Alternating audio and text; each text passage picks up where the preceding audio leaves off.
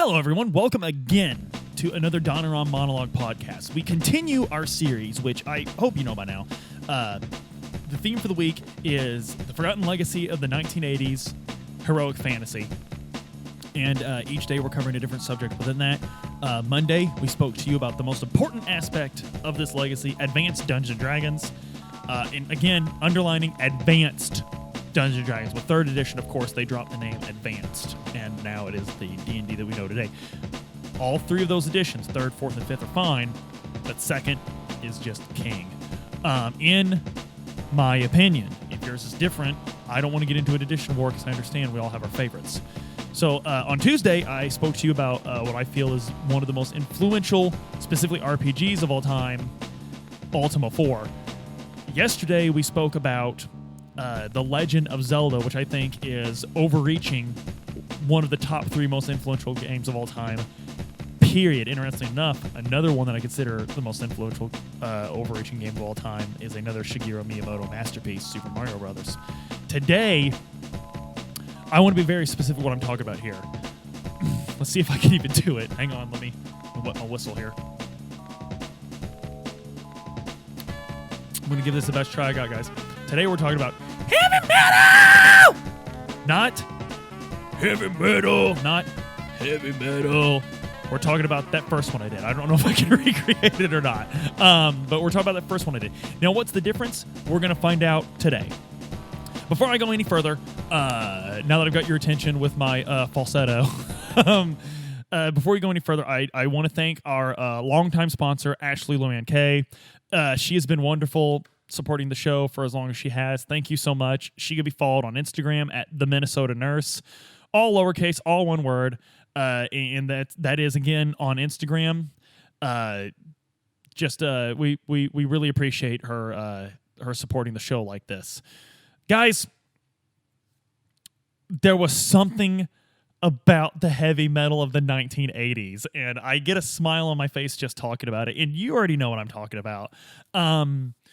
So in the 70s, there was a trend near the end of the 70s where guitar solos were becoming much more masturbatory. A guitar solo was much more about just like, oh, this fits the song. This is what we should be doing. It became much more like, look how good I am at guitar. And I love that. I absolutely love that. The songs were getting much more esoteric and weird meanings. Like there was the best thing I can think of is when Richie Blackmore left Deep Purple and he formed Rainbow with Ronnie James Dio and the others. These lyrics were very, you listen to songs like Man on the Silver Mountain, Lady of the Lake. These songs are about fairy tales and Dungeons & Dragons and stuff. And in the 80s, this all just blew up. I was explaining to Adam, who actually plays guitar. I'm learning to play guitar, but he actually plays guitar. But I was explaining the history of these guitar companies, Jackson and Charvel. Just these shred guitars that these dudes were playing. And guys, there was just something magical about the metal of the 80s. You had guys like Ronnie James Dio after he got done with Black Sabbath going solo with Dio. You had Savatage. You had Iron Maiden. You had all these really great bands singing about the silliest crap they could. This was dragons and Vikings and stuff like that. And these high falsetto voices. And it's just such a shame that in the 90s, heavy metal became about, like, your dad being mean to you when you were a kid or something. I don't know, which sucks. Like, don't get me wrong, that sucks. But it was a weird direction for metal to take in the 90s. Like, I listened to the Deftones and that fuzzy sort of weirdness, and I long for the days of 8-minute guitar solos. So I mentioned in the Advanced Dungeons & Dragons thing that these guys were sitting in mom's basement listening to these songs, these heavy metal songs on a record player playing Dungeons & Dragons because it just fit. Listen to Hall of the Mountain King by Savatage and tell me that doesn't put you in the mood to roll some dice. I mean, it's incredible. Their stage shows were incredible. I think it was the Sacred Heart Tour. I think it was 86 or 87. I would have been either 0 or 1, depending. Dio had animatronic dragon on stage. There's actually a really funny, if you guys remember the old Strong Bad cartoons, the old Strong Bad email cartoons, there was a funny one where Strong Bad's older brother, Strong Sad, took him to an alternative rock concert, and the whole time he's like, man, it's really weird how like they were just up there in like normal street clothes. Like, did their costume trailer break down or something? He's like, no, that's just what they go on stage with. Oh, that's weird. Man, like their laser show, like, was it canceled? Did the guy not show up? I'm like, no, they don't have a laser show. It's just funny, like, because these are just icons to heavy metal. And I remember being in high school, because I've always loved 80s heavy metal. It's always been my favorite. I love all sorts of music. I really do. Used to play around on a synthesizer a lot because I love electronic music. But there's something magical about 80s metal. And I was discussing it in high school. And when I was in high school, alternative rock was huge. Like, the more obscure, the less people that heard about this band, the better. Which, guys, pardon my French, that doesn't make any fucking sense. Like, if you're good, you want more people to hear about you. I don't know anyone that starts a podcast that is like, gosh, I hope no one listens to me. Like, I really hope we don't go anywhere with this. You want the things you like to be successful, correct? It just makes sense to me. Anyway, you talk about how you hated 80s metal because it was all theatric. Man, that's what I love about it. I don't want to pay for a concert and just see you strumming on stage. I could go to a bar in Evansville and watch some dudes just get on stage. I want the explosion. When I turned 20, my best friend in the whole world bought us tickets to Alice Cooper. He was actually in Evansville. And Alice was like 76 at that time. Still getting his head cut off on stage. Still gore and nonsense. And it was just a blast. The music's good, but the show was just a blast. And this is still alive in heavy metal to this day, by the way. You see a lot of European power metal bands that are basically just 80s metal bands, and it's really fun. But, guys, this had a lot to do with the explosion of fantasy in the 80s. Reasons why movies like Conan the Barbarian did so well is because you had heavy metal albums topping the charts with guys holding swords fighting dragons on their covers. The famous comic book Heavy Metal magazine had a lot of fantasy elements in it. It had a lot of sci-fi and humor too, but there was a lot of fantasy elements in that. And there was a brilliant movie made in the 80s, a marvel of animation. If you've never seen the movie Heavy Metal, I encourage you to watch it. Put the kids to bed before you watch it, though. It is risque. In fact, I don't know if any of my family listens to the podcast. I hope you guys do. But my Uncle Brad actually had a lot of old heavy metal comic books that I probably shouldn't have been reading when I was little that I found and was reading at my granny's house. Guys, this music is just fun. It's adventurous. It puts you, like, if I'm driving down the road through the woods, like I talked about in yesterday's video, if I'm going through the woods and I crank up Hall the Mountain King by Savatage, I could literally see centaurs fighting with elves on the road as I'm driving. Like, it's deeply imaginative. It gets in your head. And you know what? Sometimes I don't want to hear a song about a breakup. I don't care.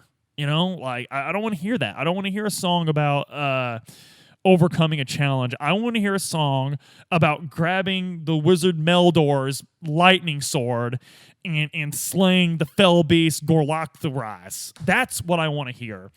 And you can ask the boys here at Donoram, when I play D&D with them, the few chances we get, I put some old 80s metal on the on the old Bluetooth speaker there. In fact, I mentioned in my Advanced Dungeons & Dragons video that when I play nowadays, I still play 2nd edition, and I still play 80s metal when I'm doing it. By goodness. Guys, this is just... there's just something magical about it. And I encourage you guys to go listen to some... Holy Diver by Dio. If you've never heard it, listen to that record.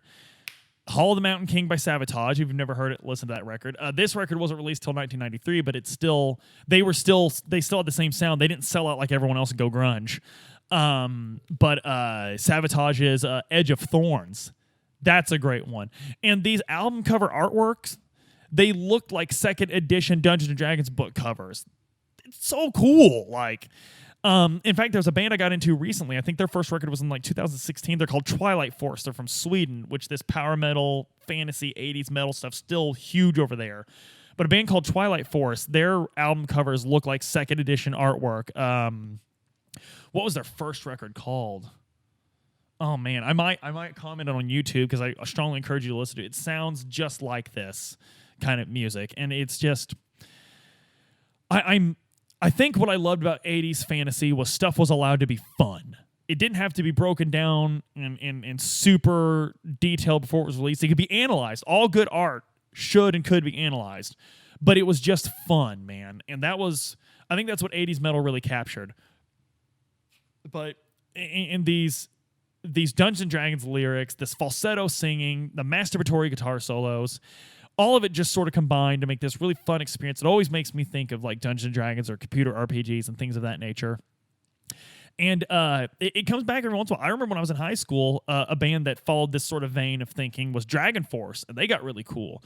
They just happened to have a really amazing guitar player named Herman Lee, and so they became more famous for that. So their more recent releases and those after it sort of backed away from that sort of power metal 80s vibe and went more for just watch Herman Lee play. He's a monster. He's incredible. But guys, you know what?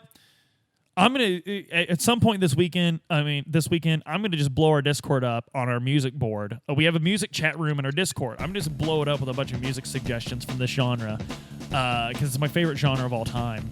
And if you want to be a part of that, join the Discord, man. You know what? If you follow us on Twitter or Instagram, private messages. I'll send you a personal link. I will be posting that 24-hour link that Discord allows you to post every single day in the evening on our socials. Join the discussion. We're having a blast. We're growing, but we're already having a blast. Guys, like, share, and subscribe. I always, like, share, and subscribe. If all you're doing is watching the video, I do appreciate that. If all you're doing is listen to podcasts, I really do appreciate that. But it would help us so much, and it would help your friends so much. Imagine life without Donaram. Sit for a minute and imagine what life was like before Donaram. Empty, hollow. I know I wasn't happy at all. I wasn't. A fun fact, I didn't love my wife until Donaram. Don't tell her I said that. That's not true. But I love her more now because of Donaram. Guys, like, share, and subscribe. The more you do that, the bigger we get, the better we can do for you guys. I hope you've noticed an increase in the value of our production because as we grow, we put all that back into this. Links to our Patreon in the description. Links to this awesome merch in the description. Guys, come join. It sounds cheesy, but join the fun. We're having a blast growing. Like, this is cool. This is really cool getting to know you guys and everything. So, guys, and please, while you're checking out those links, if you got time, if you want to, check out the Rally Network, the rest of these guys. They're doing other subjects than us. We're not stepping on each other's toes. Great group of guys. Good Midwestern boys. But thank you so much for continuing on this journey with us. Guys, this is awesome. Thank you so much.